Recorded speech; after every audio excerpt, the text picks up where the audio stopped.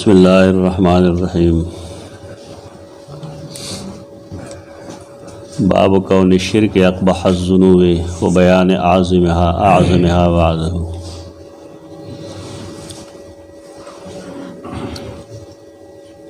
دې باب کې د ټولو نه لوی ګناه او د هغې تذکره کوي. مخکې باب کې د ټولو نه بهترین نیکي ښودلې وه. د زړه بنیادی نیکی ایمان دی او عمل کې بیا د حالاتو مطابق افضل اعمال دو درې قسم دي. دې باب کې ښیي ده چې څنګه افضل عمل ایمان دی نو دارنګې اقبح قباحت نه وتلی ډېر بدنما ډېر ناکاره ډېر خراب گناہونو کې د ټول نه خراب گناه کم یو دی او بیا گناہونو کې اعظم گناه کم یو دی خراب کم یو دی او هغې پسې بیا کم خراب دی او کم خراب دی. د دې مقصد دای چې انسان ځان د گناهونو نه بچ کړي. حدیث چې سړی وایي نو په دې بنیاد یې نه وایي چې صرف یو علم راشي یو پوهه راشي بلکې دې دپاره یې وایي چې په هغې عمل وشي. که عمل نه وي نو بیا د خالص علم څه فایده نشته. سیدنا عبداللہ بن مسعود رضی اللہ عنہ فرمائی سألت النبی صلی اللہ علیہ وسلم ما د رسول اللہ صلی اللہ علیہ وسلم نے تپوسو کو ای الذنب اعظم عند اللہ کم گناہ ډېر لوی دی د الله په نزد کم گناہ لوی دی. د هغه جواب داو ان تجعل لله ندا وهو خلقک دا گناہ د ټول نه لوی دی چې تا الله له شریک جوړ کړې. ند شریک شریک د عربی لفظ دی. پښتو کې اردو کې د استعمالات ډیر دي. خلک وی فلان کې زما شراکتی دی فلان کې شریک دی زما هغه سره شراکت دی دا ځمکه زما د هغه په شریکه ده دا دکان زما د هغه په شریکه باندې دی. دې ته پښتو کې برخه وایي. ان تجعل لله ندا چې الله لا ته د برخې خاوند جوړ کړي. د برخې خاوند څه مطلب هغه داسې چې د هغه په ذات او په صفاتو کې څوک ملګری کړي. الله د همیشه نه دی او همیشه وي. د چا په باره کې که سړی د عقیده ساتي چې هغه هم د همیشه نه دی او همیشه به ژوندی نو دا د الله په ذات کې شرک دی. دارنګې کوم کارونه چې الله پورې خاص دي لکه هر ځای نه لیدل هر ځای نه اورېدل د هر چا درد او تکلیف نه خبرېدل هر مصیبت لرې کول دا د الله خاص دی خاصه ده د هغه صفت دی. که یو سړی د مخلوق په باره کې دا عقیده ساتي چې فلان کې هم دا چل کوي یا فلان کې د الله دا اختیار ورکړی چې دا چل کوي دا شرک دی. الله اختیار چاله نه ورکوي. قرآن فرمائی لا یشرک فی حکمه احدا الله په خپل اختیار کې یو قسم نه شریکوي. معجزه او کرامت ځان لذیذ دی لیکن الله اختیارات چاله نه ورکوي. دارنګې بعضې څیزونه الله پورې خاص دي. مثلا غایبانه آواز کول دې ځای نه آواز کول چې او فلانی یې راورسئ نو دا که په دې عقیده باندې چې هغه دې ځای نه اوري او که دا په دې عقیده باندې چې هغه رارسي نو دا یقینا شرک دی. دې ته ند وایي ندید. زمونږ خلک الله نه سوا بل ته رامدد شوي غایبانه بیا ډېر ورته تعویل وکړي دا د مینې نه وایي. شرک راځي د مینې په لار باندې د نفرت په لار باندې شرک نه راځي. یعنی یو ذات سره دومره مینه وکړی شي چې هغه مینه د حد نه مخکې کړی شي غلو وشي په مینه کې د هغې نه شرک جوړېږي. د یو سړي چا سره محبت دی بېشک وي دی، پلار سره دی، مور سره دی، استاد سره دی، پیر سره دی، لیکن د دې مینې یو حد دی، هغه دا چې دا به د خدایتوب درجې ته نه رسي. نو که یو سړی هغه مینه دې درجې ته ورسي چې د هغه په خپو کې سر کېږي د سجدې، دا شرک دی. دا څوک نه وایي چې مینه مه کوه، د هرې مینې یو حد وي، هغې حد نه چې تا خوا لړ شي او حد دې مات که نه بیا معامله خرابه ده. نو عبادات دا د الله حق دی، رامدد شی ویل د الله حق دی. دې ته ند وایي چې تا الله له څوک شریک وکړو د هغه په ذات کې یا د هغه په صفت کې، دا ټول نه لوی ګناه دی، دا ګناه کبیره دی. خلقو ته دا ګناه نه ښکاري، زیبا د قبر نه غیر چاپېر تاویږي، که ته ورته یې مه کوه نو خفه شي خلک. تر اوسه به ویل داسې خلک نشته دی چې دا چل کوي، اوس په ټول خلک دې نه خبر شو. بې شمېره ځایونو کې خلکو ځان له کعبې جوړې کړي. پنجاب کې یو ځای کعبه شته دی، واقع ده، خلک ځي هلته کې سند کې شته دی کعبه جوړه کړې ده خلکو، هغې نه غیر چاپېر تاویږي. زمونږ مخکې خلک د قبرونو نه توی شوي را توی شوي دي، دی شهید بابا نه به نه تاوېدلس، میخه به یې تېوځله نه تاوله را تاوله. دا دروغ وي خلک، دا شرک دی او دا ډېر مبغوض سیستم، مبغوض ډېر ناپسندیده دی. سړی چې د ارتکاب کوي د ده مونځ، روژه، حج، زکات نه پکارېږي، دا اکبر الکبایر دی. ان تجعل الله ندا وهو خلقک، دا څومره ناکاره څیز دی. قرآن مجید د 13 انبیاء ذکر کړی دی، د یوې ولیې ذکر یې کړی دی، سیدہ مریم نه پسې فرمایي لو اشرکوا لحبط عنهم ما كانوا يعملون. بالفرض که دې پیغمبران هم شرک کړی وی د دې عمل به برباد شوی. زمونږ خلک هسې نیغ نیغ کېږي، وایي به پلانې دا چل کو او دا دومره ښه سړی و چې پته یې ولګی نو کله وایي بابا باندې مې غوښته دی، کله وایي میاکو بابا لی بوځه، کله وایي پلانکي بابا لی بوځه. دا شرکونه دي، د الله بندګان دي، نه روزه، دا ګناه دی. او دا غونډ زړه توحید مه ښیې چې جي غونډ دی او زړه دی، صاف ستره ووایه چې دا کار شرک دی او دا شرک نه دی. خلق په دې نه پوهېږي. یو سړی یو ولی الله له یو ماشوم بوځي او ماشوم بیماري، دا ولی الله د اسبابو د لاندې دی که بې اسبابو دی؟ اوس د سره خو اسباب نشته. ژوندي بني آدم سره اسباب شته دی، ابه دوایي ورکړي. ژوندي بني آدم سره اسباب شته دی، دعا به وکړي. مړی ورله څه کوي؟ دعا ورله کوي که علاج ورله کوي؟ هېڅ ورله نه کوي. لہذا دا اسباب لاندې نه دی، په دې وجه دا شرک دی، دا ګناه کبیره دی. دې نه ځان ساتل پکاري. دا الله له شریکتي کتل دی. اکثر شرک راځي د قبر په لار باندې. د نوح علیه السلام قوم کې چې کوم نیکان خلک وو، ود، سوا، یغوث، یعوق، نصر، د هغې ذکر قرآن مجید په خپله کړی دی. عبدالله ابن عباس دا فرمایلی دي چې دا نیکان خلک وو د نوح علیه السلام په قوم کې، چې کله دې مړه شو او ښخ شو نو د خلکو په زړه کې دې سره مینه وه بېشک، لیکن هغه مینه د حد نه سوا وه. نو دی هلته منجوران شو. قبر خوا کې مجاوري حرام دی، ګناه دی، دا اسلام نه دی زموږ. دا شروع کېږي د دغه ځای نه. دی د قبر جوار کې پاتې شو، د هغې خدمت به کوم. د قبر به څه خدمت کوي؟ اخو نه اوبه غواړي، نه چای غواړي، نه ډوډۍ غواړي، نه صفایي غواړي. بس ټیک دی، قبر دی. سړی چې ځي نو هفته کې دی یو ځل لړ شي، تماشه دی وکړي، که څه د خاورې مورې ضرورت یې دی پرې واچوي. نور دا ټول فیض د قبرونو نه، دا مصیبت هغه وخت نه شروع شوی دی. شیطان چې کله ولیدل چې د خلکو دې سره مینه ده، نو ورو ورو یې هغې سره زړه کې دا خبرې واچولې چې ستاسو مشرانو وا چونکې د دې عبادت کو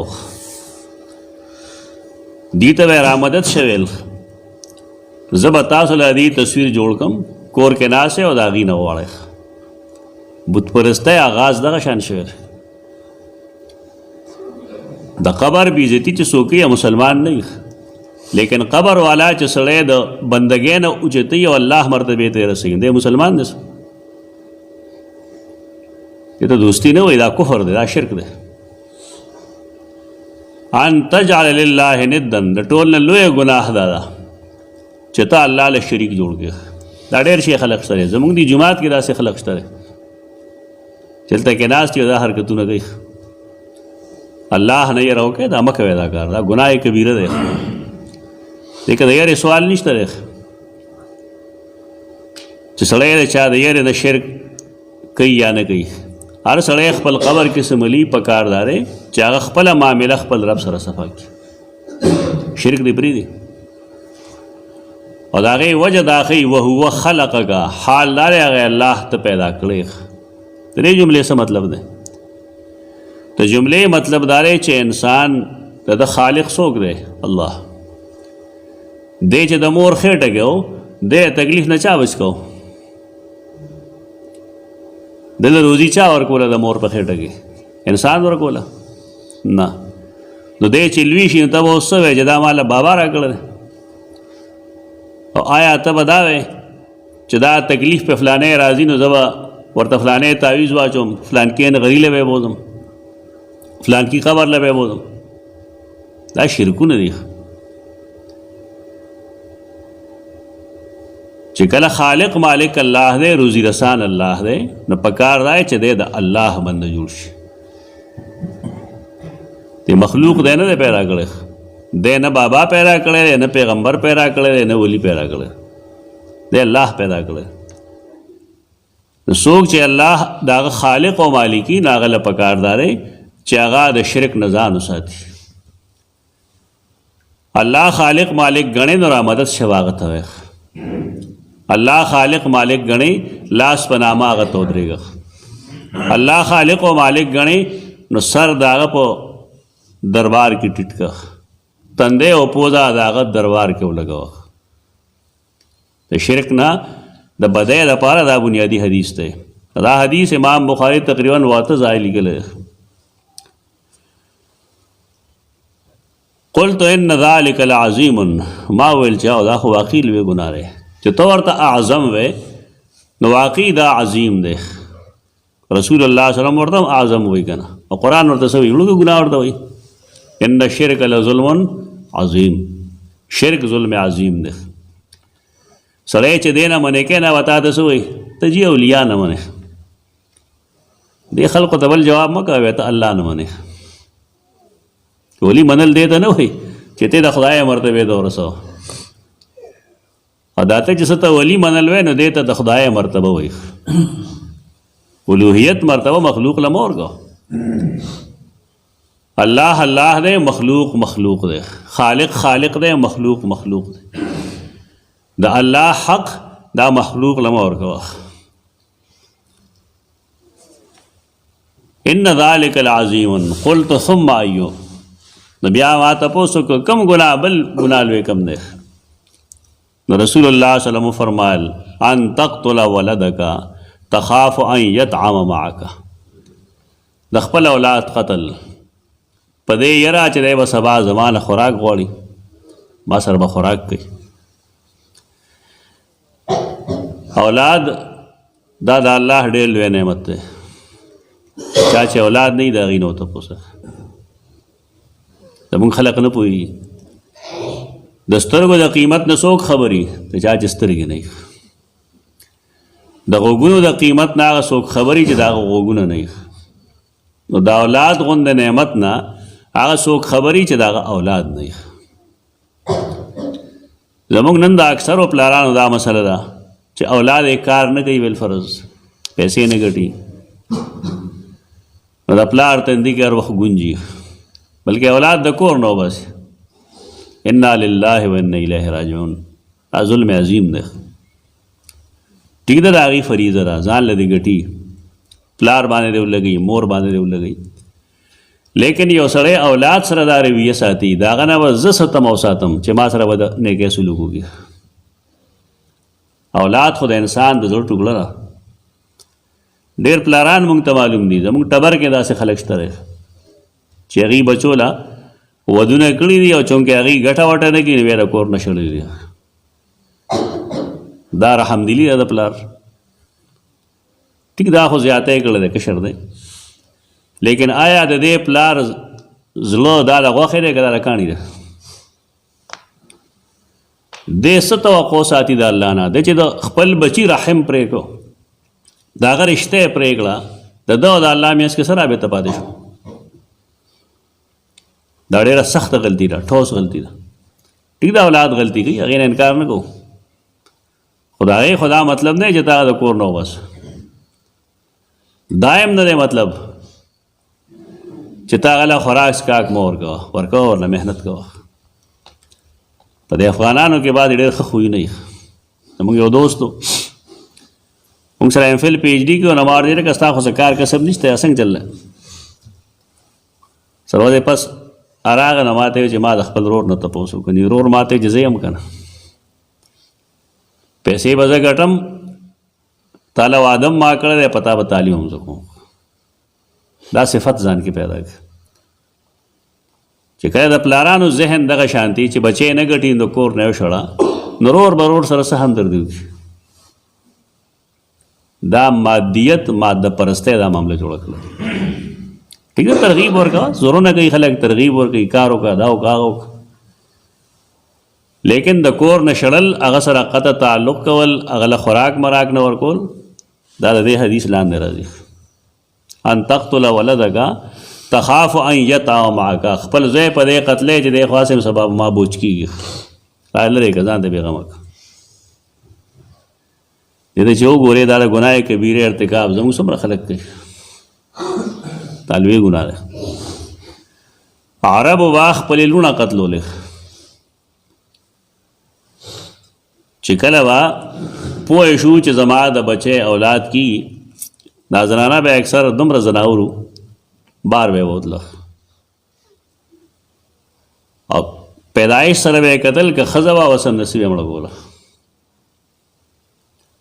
قرآن هغې خلقو نه انسانان جوړ کړل،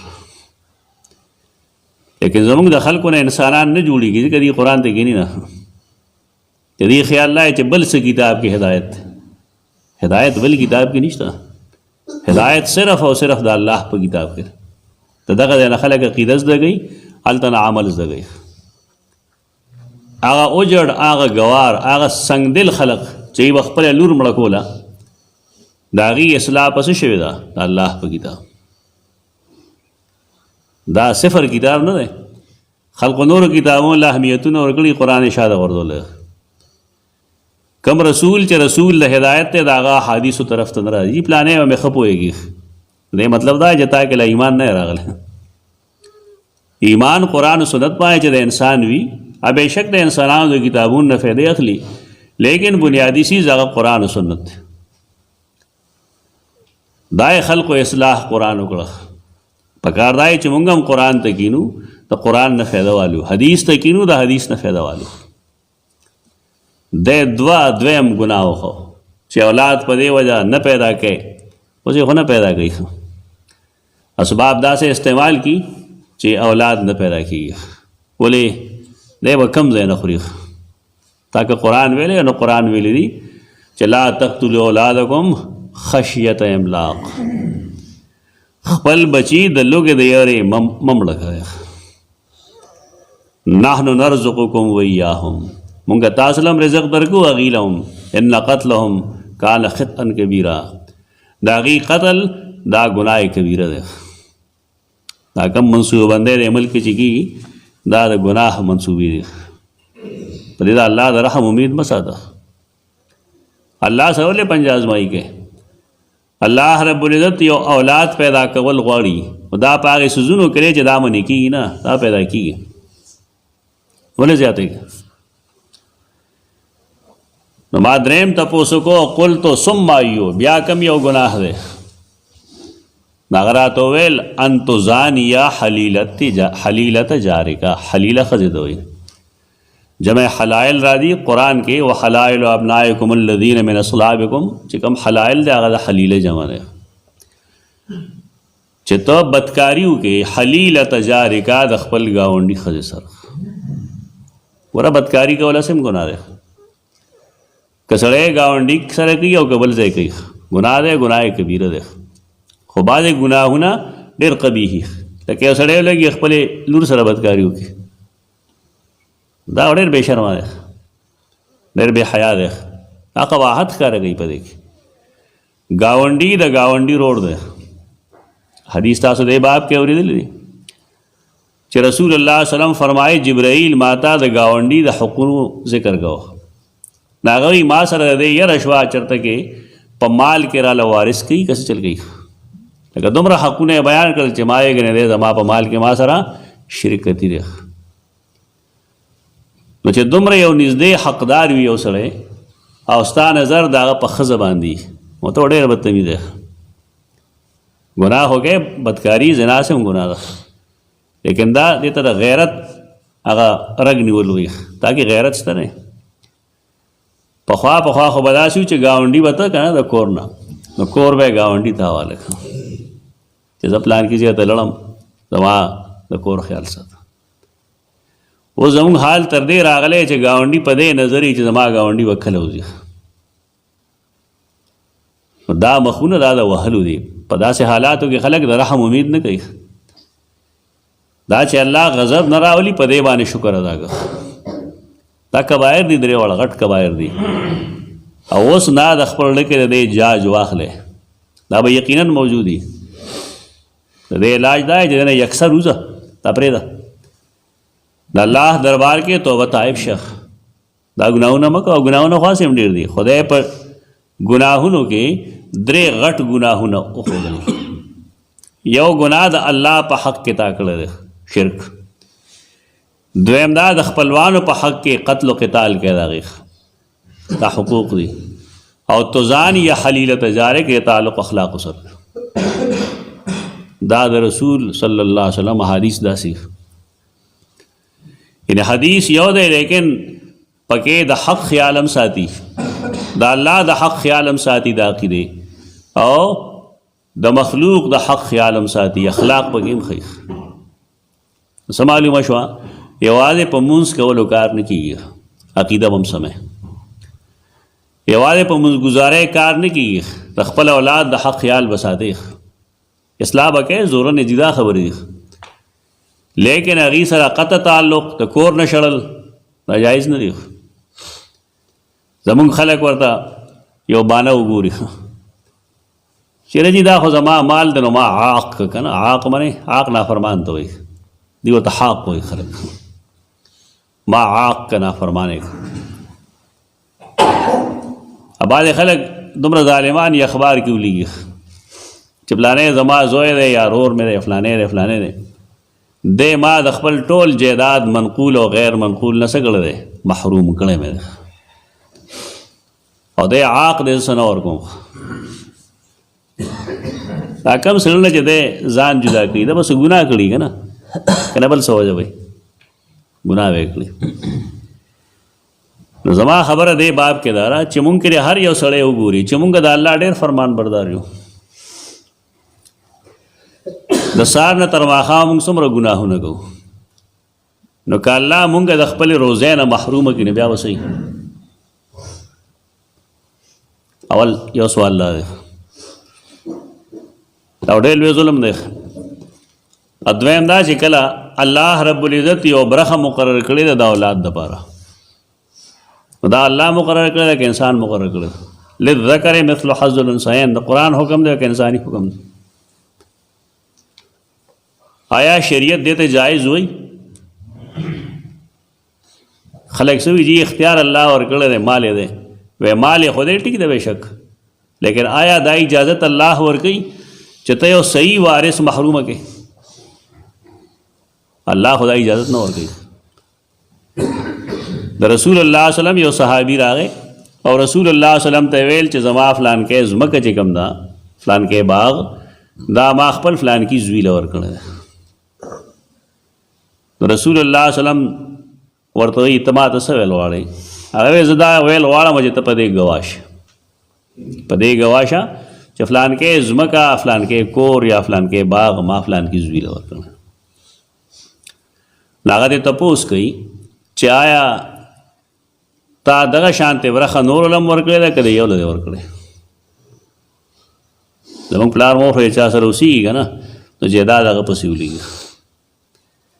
دا ډېرې ګناهونه دي زمونږ دا خیال چې الله مغفر لحینا و میتنا د حقونه څومره ادا کړي دي. انسان چې په خپله څه نیکۍ عمل نه کړی که د بل دعاګانې هغه له څه فایدې نه ورکوي. تیرې ځان له په خپله هم څه وکړي که نه. رسول الله سلام ته هغه سړی وایي صحابي وایي چې نه بدله مې ورکړې ده. هغه ورته فرمایي په دې ظلم بل څوک ګواه که. دا څه شی دی؟ دا ظلم دی او زه پې ګواهي نه کوم د دې خبرې. ستا په خیال چې رسول الله سلام دا ګواهي نه کوي نو بل صحابي به په دې ګواه شي؟ نه. دا زمونږ د پلارانو ذهن دی نن سبا. ولې دین نه بې خبره دي. ټول عمر به یې تېر کړي په دین کې چې ما دین وخت تېر کړی، ستا وخت نه یې تېر کړی. یو سړی چې د خپلې غلطۍ ادراک نشي کولی د دین نه دی زده کړی. نو کیف دی کې دا درې ګناهونه ذکر کړل. دا کبایر دی پکار دا چې مسلمانان ځان د دین وساتي. اقول قولی هذا استغفر الله لكم.